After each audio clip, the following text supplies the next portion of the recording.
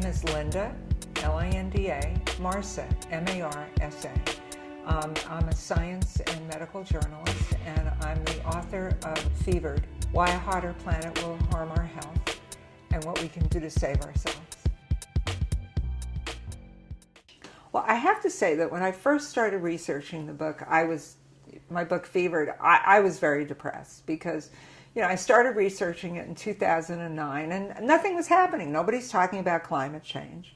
The scientists are terrified. It's funny. I'd interview scientists, and it's like, you do the interview, and then I have what I always call the cigarette after. When they let their hair down and they start, talking to you. And scientists uniformly are terrified.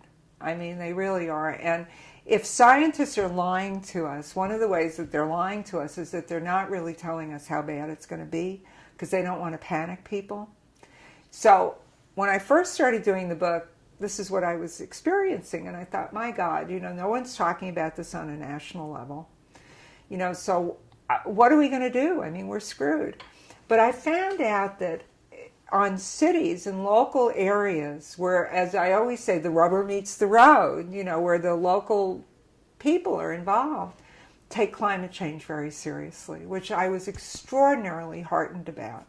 With them, it's not a debate. They know what's going on, and they're trying to make plans. And I saw a lot of stuff going on all over the country, not as much as should, but there are pilot programs that are going on all over the country that really serve as models for what we need to do to prepare for climate change. Philadelphia has pioneered in a heat wave watch program to prevent, unnecessary heat wave deaths. And their program's been adopted all over the country, in Chicago and St. Louis and places like that. New York has done Plan New York, and they're really trying to upgrade the infrastructure and getting prepared for climate change. So I see, this is what makes me hopeful. Especially in New York, you see urban gardens, they're really trying to, it's ridiculous. I mean, and I'm just as bad as everybody else. You want to have strawberries in winter, but those strawberries that you have in winter come from Chile.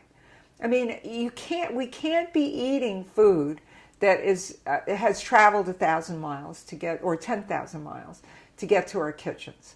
So what they're trying to do in New York is develop local sources that are, within a 500-mile radius. They have all kinds of farmers markets.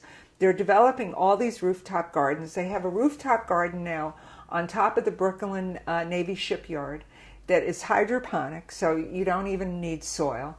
And they're growing enough vegetables to feed 5,000 people.